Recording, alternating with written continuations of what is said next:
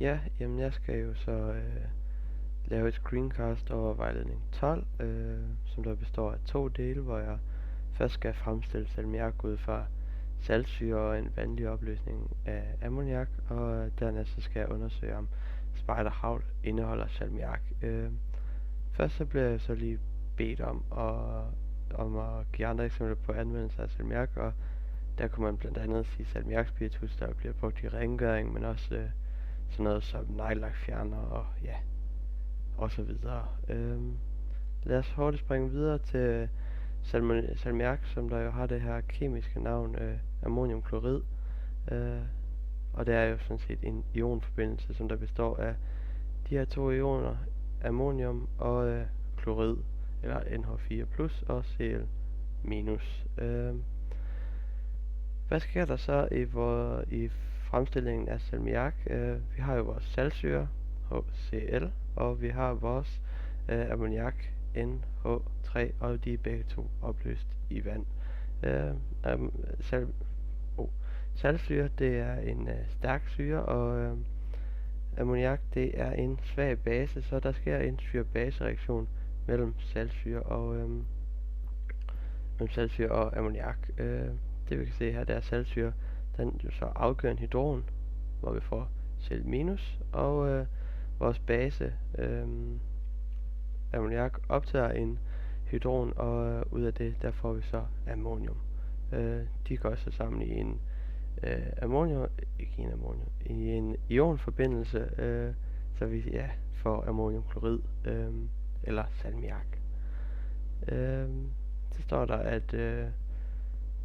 at ammoniumklorid er svagt surt, og det er fordi, at ammonium, det er en svag base, hvorimod klorid er en yderst svag, ammonium er en svag syre, hvorimod klorid er en yderst svag base, hvorfor vi også vil have en svagt sur blanding.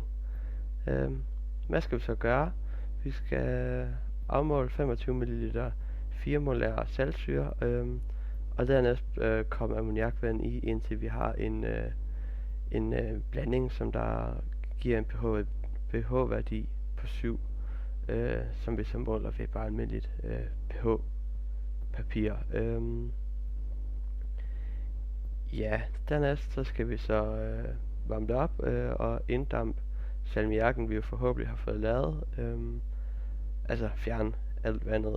Og lad os bare gå til resultaterne for det. Først så vejede vi så bæreglasset, før vi kom noget i overhovedet, så vi havde bæreglassets vægt i sig selv, og det vejede 107,76 gram. Og dernæst så vejede vi så bæreglasset, efter vi havde inddampet salmiakken, og der fik vi så 113,73 gram.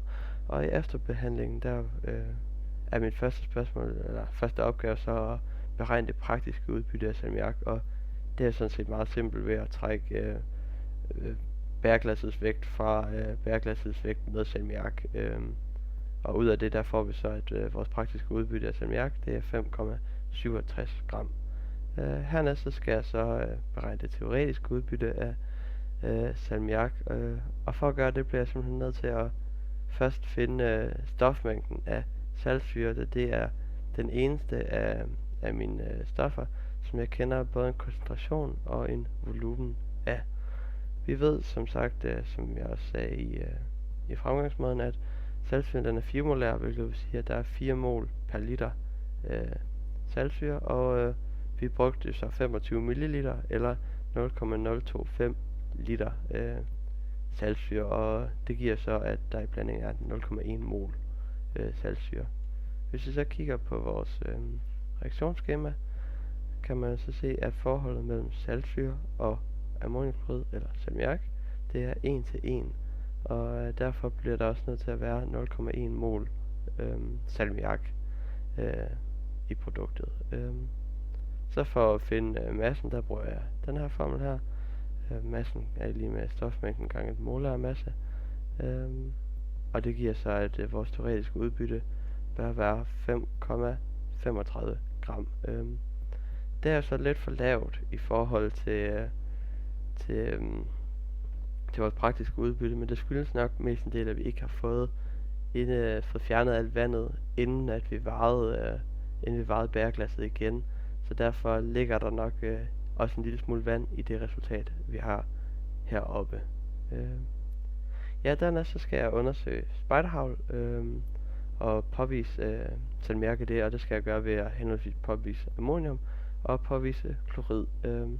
Først så skal jeg lige vise, hvordan jeg vil påvise ammonium, og det gør jeg så ved at tilsætte den her stærke base, hydroxid, i blandingen, som der så vil reagere med ammoniummet, som der også vil være i en vanlig opløsning, hvor de flyder rundt mellem hinanden. Og det man kan se her, det er der i produktet af de her to, der vil der komme ammoniak i gasform og vand. Og det vil så sige, at når ammoniakken er i gasform, det er en base, så vil der, hvis man har et stykke pH-papir over brønden, så vil